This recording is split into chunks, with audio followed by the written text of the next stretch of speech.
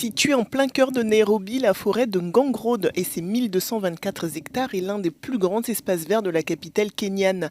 Même si elle est aujourd'hui encerclée par des autoroutes et des immeubles, cette forêt luxuriante a été protégée jusqu'ici par une législation stricte. Mais les choses risquent de changer à cause d'un amendement qui permet aux parlementaires d'autoriser des grignotages de forêts publiques au profit d'intérêts privés. On sait ce qui s'est passé avant la loi, quand les particuliers pouvaient céder des terres. Nous ne voulons pas y retourner. Je pense que la meilleure chose que nous puissions faire est de responsabiliser la communauté et de donner aux services kenyans des forêts les moyens de protéger davantage cette forêt. S'il y a quelque chose qui devrait arriver, c'est en fait d'habiliter le projet de loi, l'agence d'État et la communauté à mieux protéger la forêt.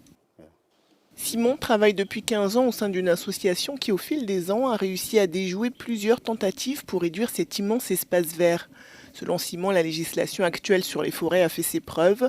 Depuis 2005, celle de Ngong Road est restée globalement intacte, ce qui est remarquable pour une zone au cœur d'une des capitales les plus dynamiques d'Afrique. Si cette proposition est adoptée, et nous ne l'espérons pas, cela signifiera que nous perdrons les forêts. Parce que la loi actuelle protège très bien la forêt telle qu'elle est maintenant, parce que depuis qu'elle a été promulguée, la forêt n'a pas été réduite. Mais si la loi passe, n'importe qui pourra aller voir le Parlement et les limites de la forêt seront modifiées.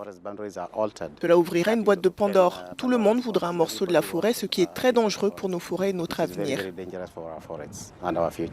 La modification de la loi actuelle est notamment combattue par le ministère kényan de l'Environnement et dans une lettre au Parlement, un haut responsable de l'ONU s'est inquiété pour la réputation du Kenya et ses ambitions de lutte contre le réchauffement climatique.